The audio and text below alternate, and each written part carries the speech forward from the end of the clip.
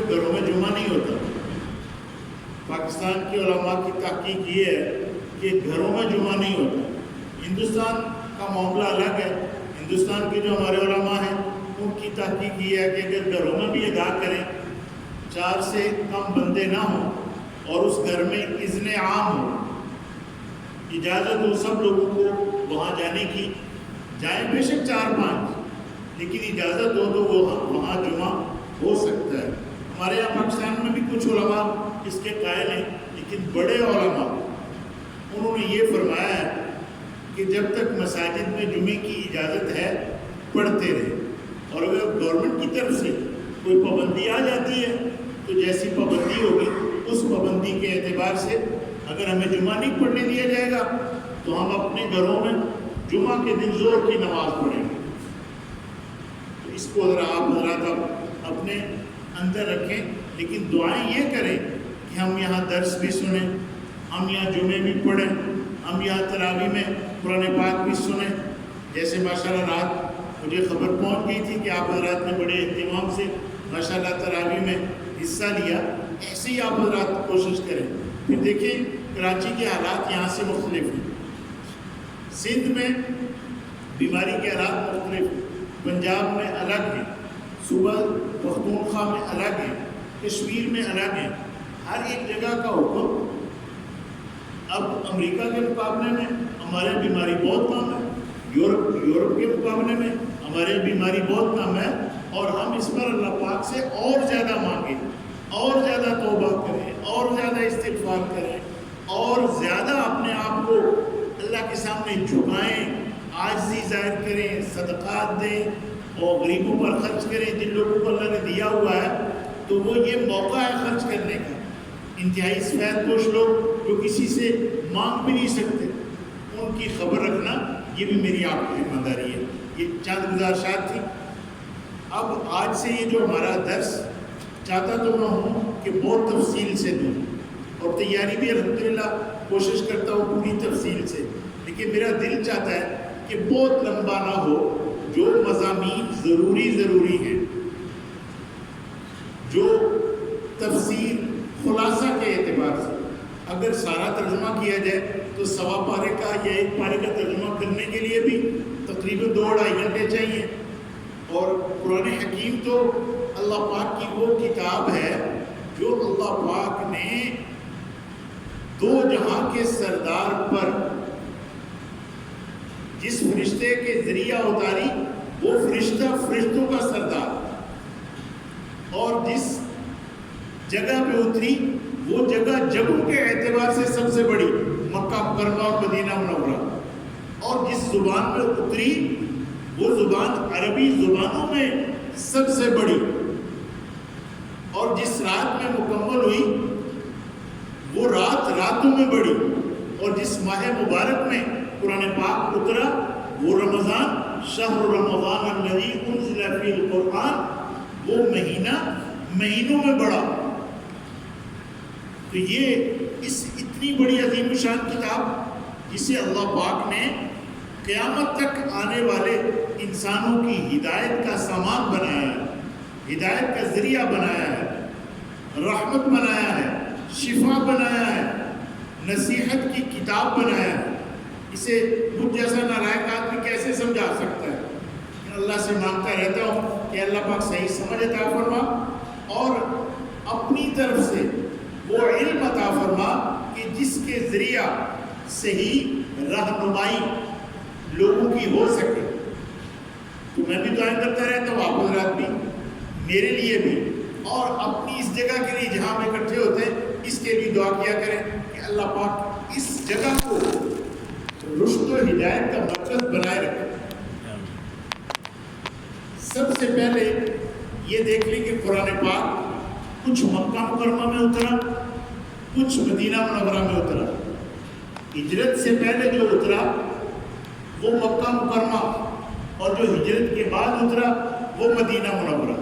تو قرآن پاک کا کچھ حصہ مکی کہلاتا ہے اور کچھ حصہ مدنی کہلاتا ہے. اور ایسا بھی ہوا کہ کچھ صورتیں 2 بار اتری, مکہ مکرمہ میں بھی اور مدینہ منورہ میں بھی. تو قرآن پاک میں پہلی صورت تو پہلے پارے کے اعتبار سے سورہ بقرہ ہے، لیکن یہ صورتوں کی ترتیب میں یہ دوسری صورت ہے۔ لکھت کے اعتبار سے سب سے پہلی صورت سورہ فاتحہ ہے۔ یہ سورۃ الفاتحہ، اس کے کئی سارے نام ہیں۔ فاتحۃ الکتاب کہ اس سے قرآن پاک شروع ہوتا ہے۔ سورہ ام القرآن، سورۃ الشفا، سورہ تعلیم المسئلہ، اس میں اللہ نے شفا رکھی ہے، اس میں اللہ پاک نے مانگنے کا طریقہ رکھا ہے، اور اس کے نام ایک نام ہے سبع مثانی، وَلَقَدْ آتَيْنَاكَ سَبْعًا مِنَ الْمَثَانِي وَالْقُرْآنَ الْعَظِيمِ۔ ہم نے آپ کو البتہ تحقیق قرآن پاک دیا ہے، اور یہ سبع مثانی 7 آیتیں دہرائی ہوئی، یہ 7 آیتیں دہرائی ہوئی اس اعتبار سے کہ ہر نماز میں ہم یہ پڑھتے ہیں، امام کے پیچھے چھوڑ کے، امام کے پیچھے جو فرائض پڑھتے ہیں وہ تو امام کی قرأت، مقتدیوں کی قرأت ہوتی ہے۔ قرأت الامام لہو قرأۃ، مسلم شریف کی روایت ہے، امام کا پڑھنا مقتدی کا پڑھنا ہے، اور باقی جتنی نمازیں ہیں وہ نفل ہوں، سنتیں ہوں، وہ وتر ہوں، وہ تہجد کے نفل ہوں، وہ اشراق کے نفل ہوں، کوئی بھی نماز جو اکیلے پڑھیں گے وہ سورہ فاتحہ کے بغیر نہیں ہو۔ امام کے پیچھے اختلاف ہے ائمہ میں، کچھ ائمہ کے یہاں امام کے پیچھے بھی قرأت کرنا ہے، لیکن ہمارے حنفیہ کے یہاں امام کے پیچھے قرأت نہیں کرنا، امام کے پیچھے کھڑے ہو کر کچھ نہیں پڑھنا، رکوع میں بھی پڑھیں گے، التحیات بھی پڑھیں گے، سجدہ میں بھی پڑھیں گے، تحمید بھی، یہ باقی سب کچھ پڑھیں گے، صرف سورہ فاتحہ اور سورت جو امام پڑھے گا وہ ہم نے نہیں پڑھنی۔ اور یہ اللہ پاک کی تعریف، یہ یاد رکھیے کہ پورا قرآن پاک اس میں 4 قسم کے یا 5 قسم کے مضامین ہیں: توحید، رسالت، قیامت، ماننے والوں کے حالات اور نہ ماننے والوں کے حالات۔ توحید، رسالت، قیامت، ماننے والی جو امتیں ہیں ان کے لیے کیا کیا بشارتیں اور کیسی کیسی کامیابی ہے، اور نہ ماننے والے جن پر اللہ کی ناراضگی ہوئی ہے وہ کون کون ہیں۔ تو یہ سارا بیان، توحید بھی اس میں ہے سورہ فاتحہ میں، رسالت بھی سورہ فاتحہ میں ہے، قیامت کا بیان بھی ہے، الحمدللہ رب العالمین الرحمن الرحیم، سب تعریفیں اللہ کے لیے ہیں جو تمام جہانوں کا رب ہے، بے حد مہربان، نہایت رحم والا ہے، قیامت کے دن کا مالک ہے۔ اب اس میں قیامت آ گئی، پہلی آیات میں توحید آ گئی، پھر آگے یہ جو سورہ فاتحہ ہے جب بندہ پڑھتا ہے نماز میں الحمدللہ رب العالمین، تو آگے سے جواب آتا ہے حمدنی عبدی، میرے بندے نے میری تعریف کی ہے۔ اور جب بندہ کہتا ہے نماز میں الرحمن الرحیم، تو جواب ملتا ہے اثنا علی عبدی، میرے بندے نے میری ثنا کی ہے۔ بندہ کہتا ہے مالک یوم الدین، جواب آتا ہے مجدنی عبدی، میرے بندے نے میری بزرگی بیان کی ہے۔ اور جب بندہ اتنی تعریف کرنے کے بعد کہتا ہے جس کی تعریفیں اتنی، تو اس کے سوا کوئی عبادت کے لائق نہیں ہے۔ ایاک نعبد، اے اللہ ہم تیری ہی عبادت کرتے ہیں، ہر قسم کی عبادتیں، وہ بدنی ہوں، وہ مالی ہوں، وہ جانی ہوں، سب ایک اللہ کے لیے۔ ان صلاتی و نسکی و محیای و مماتی للہ رب العالمین، میری نمازیں، میری قربانیاں، میرا جینا، میرا مرنا اللہ کے لیے ہے، لا شریک لہ، اس کا کوئی شریک نہیں، وہ اکیلا ہے۔ قل هو اللہ احد، آپ فرماتے وہ اللہ ایک ہے، اللہ الصمد، اللہ بے نیاز ہے، لم یلد ولم یولد، نہ اس نے کسی کو جنا نہ وہ کسی سے جنایا گیا، ولم یکن لہ کفوا احد، یعنی نہ وہ کسی کی اولاد نہ اس کی کوئی اولاد اور اس کے برابر کوئی نہیں. وَإِيَّاكَ نَسْتَعِينُ، ہم تجھی سے مدد مانگتے ہیں، صرف مددگار تو ہے، ہماری ضرورتوں کا پورا کرنے والا، ہماری حاجات کا پورا کرنے والا، ہماری مشکلات کو حل کرنے والا، سب کچھ کرنے والا ایک اللہ ہے. اللہ کے سوا اور کوئی پالنہار نہیں، اللہ کے سوا کوئی کارساز نہیں، اللہ کے سوا کوئی بے نیاز نہیں. یہ سب خوبیاں اس میں. اے اللہ ہم تجھی سے مدد مانگتے ہیں. وہ ایک دوسرے سے جو عالم اسباب کے اندر ہم مدد مانگتے ہیں، جیسے میں کہوں نہیں یہ مجھے پانی دے دے، چائے دے دے، یہ وہ مدد نہیں ہے. ما فوق الاسباب، وہ اسباب جن تک میں پہنچ نہیں سکتا، جو مسبب الاسباب کے اختیار میں ہیں، ان ساری چیزوں میں مدد ایک اللہ سے مانگنی ہے. تو اللہ پاک فرماتے ہیں جواب میں، ھذا بینی و بین عبدی ولعبدی ما سأل، یہ معاملہ عبادت کا اور استعانت کا میرے اور میرے بندے کے درمیان ہے، میرے بندے کے لیے وہ جو اس نے مانگا. پھر آگے بندہ کہتے ہیں اہدنا الصراط المستقیم، اے اللہ ہمیں سیدھے راستے پر چلا. ایک ترجمہ، اے اللہ ہمیں سیدھا راستہ دکھا. یہ آگے 8ویں پارے میں آئے گا. صراط مستقیم کیا ہے وہ ایک لمبی تفصیل ہے، وہ انشاءاللہ وہاں میں عرض کروں گا. صراط اس راستے کو کہتے ہیں صراط مستقیم جو حضور پاک صلی اللہ علیہ وسلم تک ہمیں پہنچائے، وہ صراط مستقیم اس کی تفصیل ہے. صراط الذین انعمت علیہم، وہ کس کا راستہ ہے؟ اے اللہ جن پر تو نے انعام کیے ہیں. اور وہ منعم علیہم جن پر اللہ کا انعام ہوا وہ 4 قسم کے لوگ ہیں. فَأُولَٰئِكَ مَعَ الَّذِينَ أَنْعَمَ اللَّهُ عَلَيْهِمْ مِنَ النَّبِيِّينَ وَالصِّدِّيقِينَ وَالشُّهَدَاءِ وَالصَّالِحِينَ. یہ آگے سورہ نساء میں آئے گا 5ویں پارے میں کہ جس نے اللہ کی اطاعت کی، اللہ کے رسول کی اطاعت کی، تو ان پر اللہ کا انعام ہوا. اور وہ کون ہیں؟ انبیاء علیہ السلام، صدیقین حضرات، شہداء حضرات اور صالحین حضرات. تو صراط الذین انعمت علیہم. پھر آگے غیر المغضوب علیہم ولا الضالین، نہ وہ جن پر تیرا غصہ ہوا اور نہ وہ جو گمراہ ہوئے. یہ مغضوب علیہم اور الضالین، اس سے یہود اور عیسائی مراد ہے. یہود بھی گمراہ ہیں اور عیسائی بھی گمراہ ہیں. وہ دونوں کہتے تھے کہ یہود کہتے تھے کہ جنت میں ہم جائیں گے، جنت ہماری ہے، نحن ابناء اللہ و احباؤہ، ہم اللہ کے بیٹے ہیں اور اللہ کے پیارے ہیں. اللہ پاک کی ذات علی نے فرمایا نہیں، ایسا نہیں ہے. یہود اور نصارہ یہ وہ قومیں ہیں جن سے اللہ ناراض ہوئے ہیں. آگے چل کر درس میں آ جائے گا کہ ان سے ہمیں دوستی کرنی ہے نہیں کرنی. اللہ نے ان کی دوستی سے منع فرمایا. تو یہ سورہ فاتحہ کا خلاصہ آپ کے سامنے آ گیا. آگے سورہ بقرہ. بقرہ کا معنی ہوتا ہے گائے. ایک واقعہ ہوا تھا بنی اسرائیل کے اندر، ایک نوجوان نے اپنے چچا کو قتل کر دیا تھا.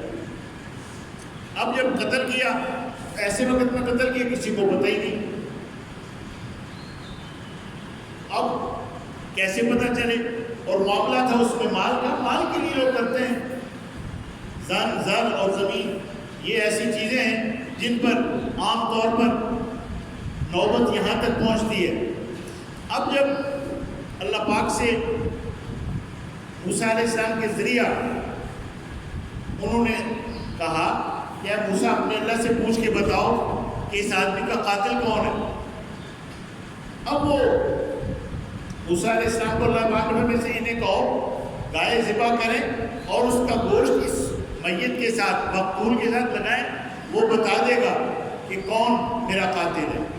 اب انہوں نے آگے سے پوچھنا شروع کر دیا، وہ گائے کیسی ہو، اس کا رنگ کیسا ہو، وہ کیسی ہو، حتیٰ کہ اتنے سوالات کیے کہ وہ گائے ان پر متشابہ ہو گئی. اور جب انہوں نے انشاءاللہ کہا تو پھر اللہ نے ان کا مسئلہ حل کیا. تو وہ گائے انہیں مل گئی، ملی بڑی مشکل سے.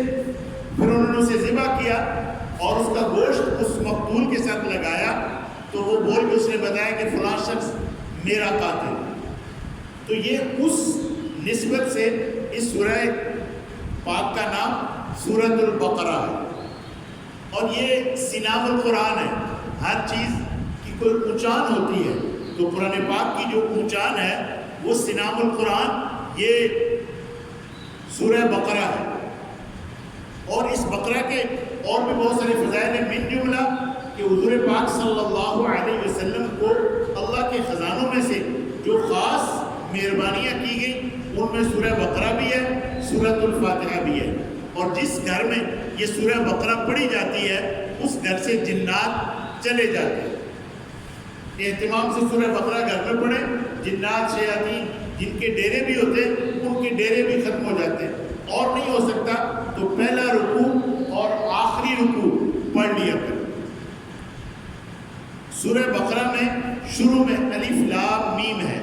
یہ الف لام میم یہ 29 صورتوں کے شروع میں ایسے حروف ہیں، الف لام را، الف لام میم را، حامیم، قاسین، قاسیم میم، قاف نون، کاف ہاء عین صاد. یہ جو انہیں حروف مقطعات کہتے ہیں، ان حروف کے معانی صرف اللہ جانتے ہیں.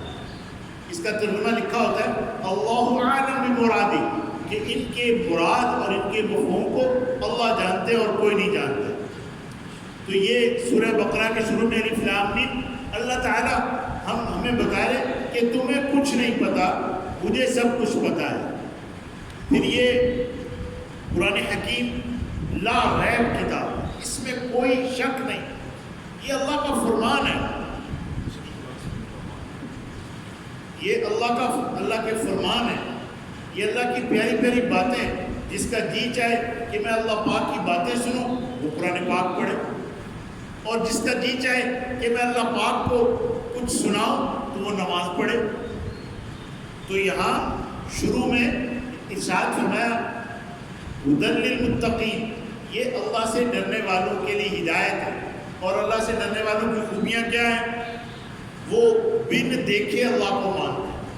ہم نے اللہ کو نہیں دیکھتے، ہم بن دیکھے مانتے ہیں، نماز قائم کرتے ہیں، اور جو ہم نے انہیں دیا ہے اس میں سے خرچ کرتے ہیں. اور اس پر جو آپ پر اتارا جا رہا ہے اسے بھی مانتے ہیں، اور جو آپ سے پہلے اتارا گیا تورات، زبور، انجیل اور صحف آسمانیہ جتنے ہیں ان سب کو مانتے ہیں، اور آخرت پر یقین رکھتے ہیں. یہ پکے مومن ہیں. اولئک علی ھدی من ربہم، یہ اللہ پاک کی طرف سے ہدایت پر ہیں اور یہ پورے کامیاب ہیں. پہلے ان کا، پھر ان کے بعد پکے کافروں کا ذکر ہے. کیا آپ انہیں ڈرائیں یا نہ ڈرائیں؟ وہ ایمان نہیں لائیں گے. ان کے دلوں پر اور ان کی آنکھوں پر، ان کے کانوں پر پردہ ہے، وہ نہیں مانیں گے. ان کا ذکر ہے. اور ان کے لیے کیا ہے؟ عذاب عظیم ہے، بڑا عذاب ہے ان کے لیے. اور پھر اس کے بعد تیسرے قسم کے لوگ ہیں منافق. پکے مومن، پھر پکے کافر، منافق. منافق وہ ہے کہ جو حضور کے پاس آتے تو کہتے کہ جی ہم ایمان والے ہیں، اور جب کفار کے پاس جاتے تو کہتے ہم تو تم میں سے. ان کے بارے میں اللہ نے فرمایا کہ وہ دھوکہ دیتے ہیں اللہ پر اور اللہ پر ایمان لانے والوں کو، تو وہ دھوکہ اپنی ذات کو دیتے ہیں. ان کے لیے دردناک عذاب ہے. وہ کہتے کہ جی ہم صلح کرنے والے، وہ صلح کرنے والے نہیں ہیں، وہ فسادی ہیں. تو ان کا ذکر ہے. اور ان کے لیے فرمایا کہ انہوں نے اچھا سودا نہیں کیا، اچھی تجارت نہیں کی، اور ان کی تجارت نے انہیں کوئی نفع نہیں دیا. بہرے ہیں، گونگے ہیں، اندھے ہیں، اللہ کی طرف لوٹتے ہی نہیں ہیں. اور ان کی جو شروع میں جو یہ ایمان لائے اس کی مثال تو ایسی ہے کہ جیسے بارش آئے اور اس میں کڑک ہو، اور کڑک کی وجہ سے ایک دم روشنی ہو تو راستہ نظر آنے لگے، اور جب وہ روشنی چلی جائے تو پھر گٹا ٹوپ اندھیرا ہو جائے. یا بارش اترے، یا اسی طرح ایک آدمی آگ جلاتا ہے، آگ جلا کر روشنی کرتا ہے تو ایک دم روشنی ہو جاتی ہے، اور جب وہ آگ چلی جاتی ہے تو روشنی ختم ہو جاتی ہے. تو جب یہ ایمان لائے تو ان کو روشنی حاصل ہوئی، اور جب انہوں نے ایمان کے بعد کفر کیا تو وہ روشنی چلی گئی۔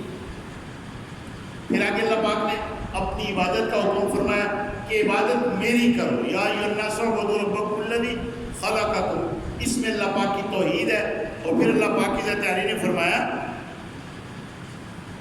کہ یہ لوگ جس شک میں ہیں آپ ان سے کہہ دیں کہ اگر تمہیں کچھ شک ہے تو یہ کہتے ہیں کہ یہ خود ہی بنا لیتے ہیں، یہ قرآن پاک خود ہی بنا کے ہمارے سامنے پیش کرتے، تو تم ہی کچھ بنا کے لے آؤ، تم اور تمہارے شہداء اور تمہارے معبودان باطلہ سب مل کر بھی ایک صورت یا ایک آیت نہیں بنا سکتے۔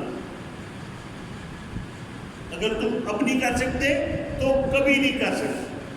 پھر اس کے بعد ایمان والوں کے لیے بشارت ہے، وَبَشِّرِ الَّذِينَ آمَنُوا وَعَمِلُوا الصَّالِحَاتِ، ایمان والوں کے لیے کیا ہے؟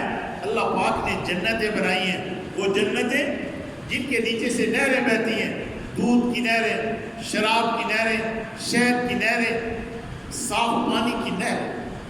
نہر عربی میں دریا کو کہتے ہیں، ہماری زبان میں نہر ہے، تو نہریں بھی ہوں تو نہریں بہتی ہیں ان جنتوں کے نیچے سے، جہاں ایمان والوں کو جو جنتیں اللہ پاک عطا فرمائیں گے۔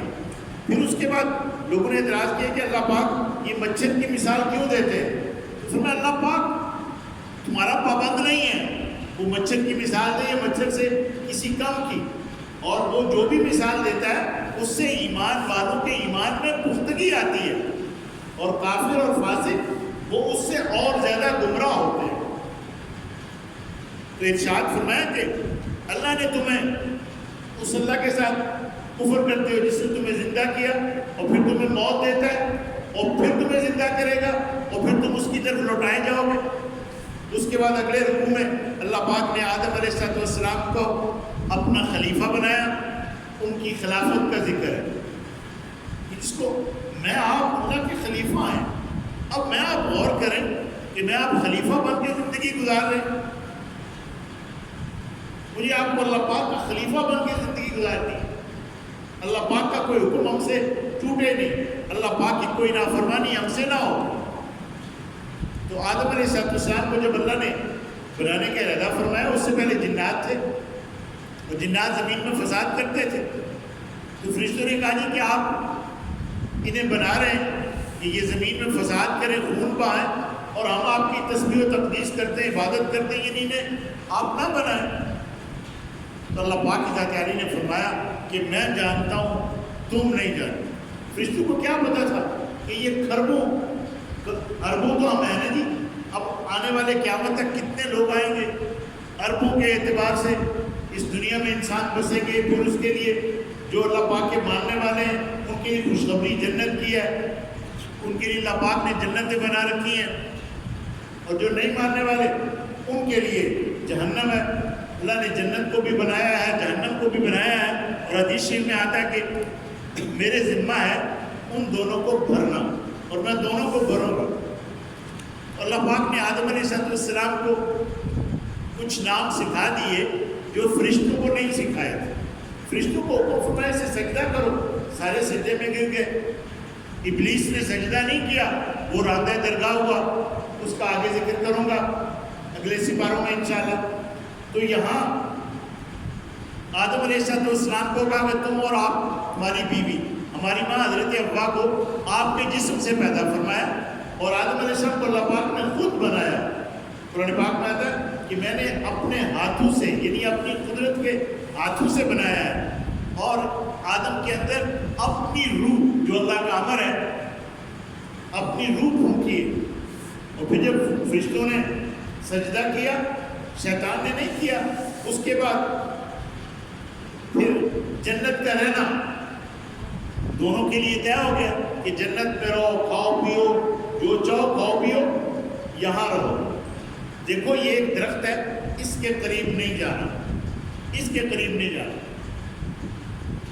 اب جناب وہ وقت گزرنے کے ساتھ ایک دن یہ بابا جی آگے شیطان، چونکہ اس نے کہا ہوا ہے ثم لآتینہم من بین ایدیہم ومن خلفہم وعن ایمانہم وعن شمائلہم ولا تجد اکثرہم شاکرین، کہ میں انہیں دائیں سے بائیں سے آگے سے پیچھے سے ہر طرف سے ان کے پاس آؤں. اور ایک جگہ کہا لَأُغْوِيَنَّهُمْ أَجْمَعِينَ، میں ضرور بھی ضرور انہیں سرکش بناؤں گا ان سب. تو اللہ پاک نے فرمایا میرے بندوں پر تیرا بس نہیں چلے گا. اس کا بیان انشاءاللہ آگے بھی آ جائے گا. تو اس نے ہمارے باپ آدم علیہ السلام کو اور ہماری ماں حوا کو پھسلا دیا. فَأَزَلَّهُمَا الشَّيْطَانُ، ایک جگہ آتا ہے فَوَسْوَسَ لَهُمَا الشَّيْطَانُ، کہ شیطان نے ان کو وسوسے ڈالے اور کہنے لگا کہ میں تو تمہیں شجرۃ الخلد، اس درخت کے بارے میں بتانا چاہتا ہوں کہ اگر تم اسے استعمال کر لو تو تم ہمیشہ ہمیشہ جنت میں رہو. قرآن پاک میں آتا ہے موسیٰ علیہ السلام بھول گئے، فنسی موسیٰ علیہ السلام نہیں، آدم علیہ السلام بھول گئے. فنسی آدم، بھول گئے. آنا دنیا میں تھا ایک وقت تک، تو اللہ نے اپنے فیصلے کے مطابق اتار دیا. قُلْنَا اهْبِطُوا مِنْهَا جَمِيعًا، زمین میں چلے جاؤ، زمین میں چلے جاؤ، ایک وقت تک تمہیں وہاں رہنا ہے. دیکھو جو میری ہدایت کی پیروی کرے گا اس کے لیے کوئی خوف کوئی غم نہیں ہوگا. اب جناب روایت مختلف ہے، ایک جگہ مائی صاحبہ کو اتار دیا اور ایک جگہ آدم علیہ السلام کو اتار دیا، اور سالہ سال گزر کے ملاقات نہیں ہوئی. پھر اللہ تعالیٰ نے عرفات میں اکٹھا فرمایا.